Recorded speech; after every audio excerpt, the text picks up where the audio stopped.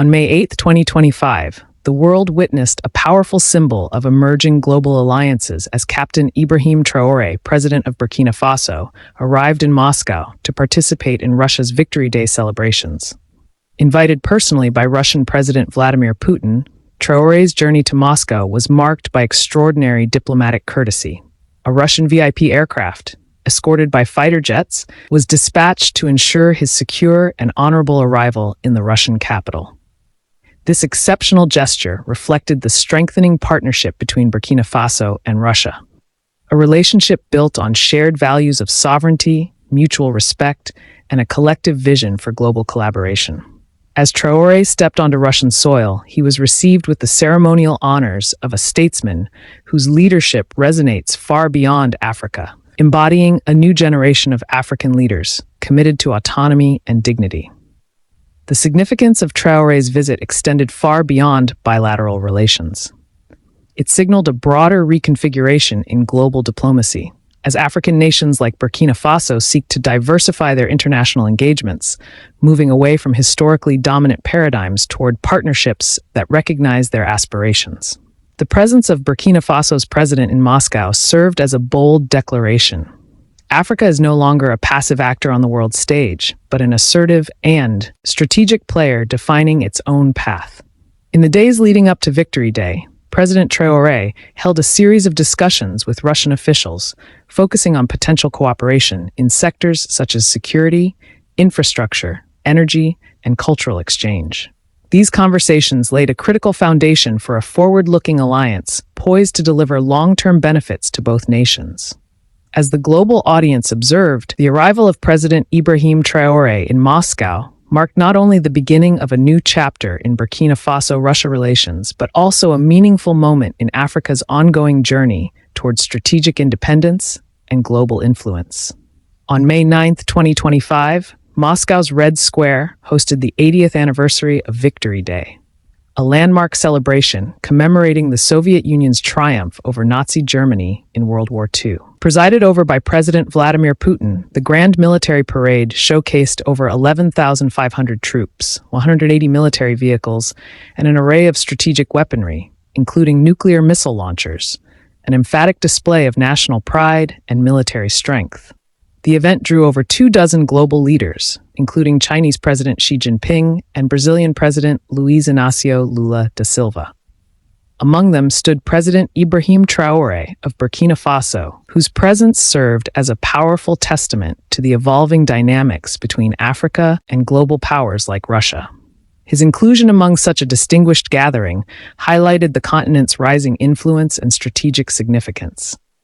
Victory Day in Russia has evolved into more than a commemoration. It is now a manifestation of national unity, historical memory, and geopolitical messaging.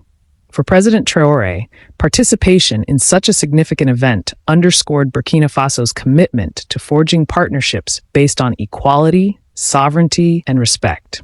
Standing shoulder to shoulder with global leaders, Traoré represented not just his nation, but a broader African perspective, one that seeks cooperation rooted in mutual benefit, not dependency.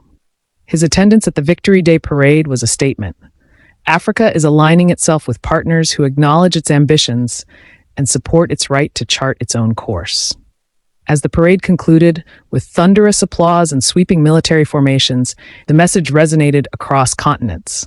A new chapter in global diplomacy is emerging, and African nations like Burkina Faso are increasingly shaping the narrative. Following the Victory Day celebrations, President Traoré embarked on a series of high-level engagements that reflected the depth and seriousness of Burkina Faso's strategic pivot. These were not ceremonial courtesies, but substantive dialogues aimed at redefining bilateral and multilateral partnerships for lasting impact. In a key meeting with President Putin, the two leaders explored cooperation in defense, energy, and infrastructure, three pillars critical to Burkina Faso's national development. They discussed the modernization of Burkina Faso's armed forces, including advanced training for officer cadets and the possible provision of military equipment, in line with the country's efforts to combat terrorism and stabilize its territory. Energy collaboration formed another central theme.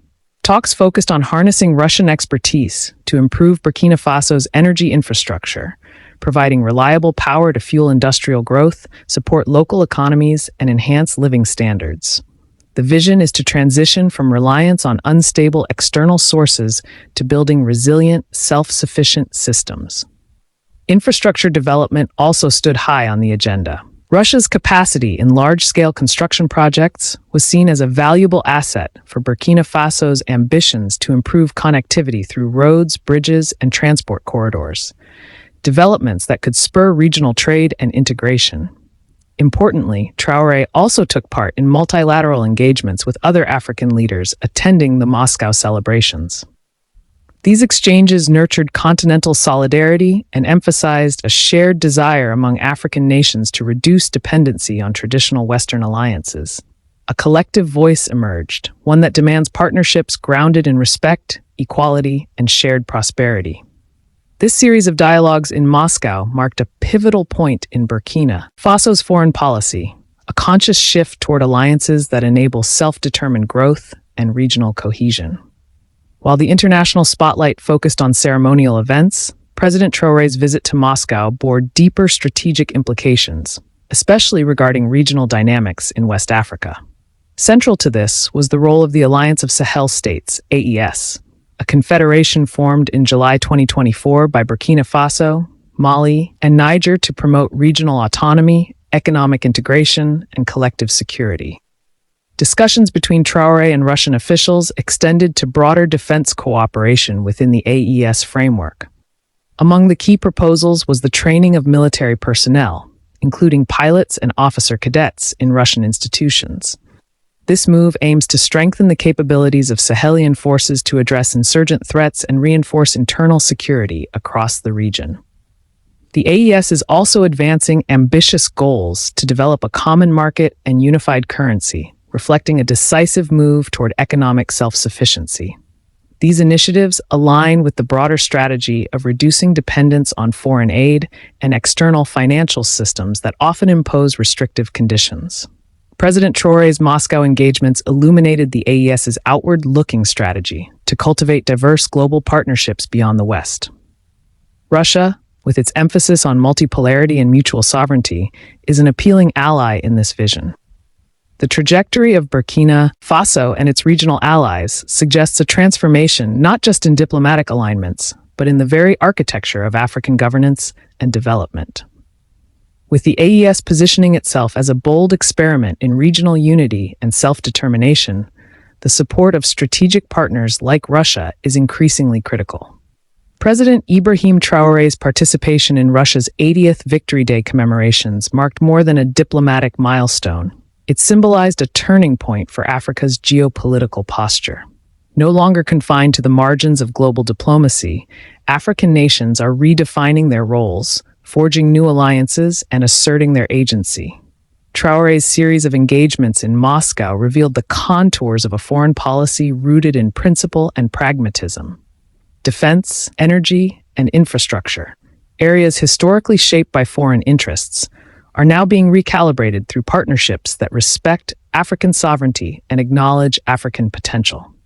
What sets this emerging doctrine apart is its emphasis on dignity.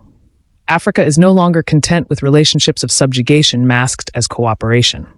Instead, leaders like Traoré are advocating for a model of engagement that promotes autonomy, builds capacity, and supports the continent's long-term vision. The growing partnership between Burkina Faso and Russia exemplifies this shift. It is part of a broader strategy across the continent to diversify diplomatic and economic ties, seeking balance in a multipolar world. This transformation is not reactive.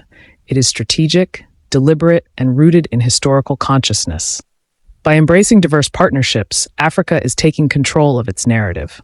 The continent is no longer waiting for a place at the table. It is building its own. In conclusion, President Traoré's presence in Moscow was not merely symbolic, it was emblematic of a broader movement. As Africa rises, led by bold, visionary leadership, the foundations are being laid for a future defined by sovereignty, cooperation, and enduring progress.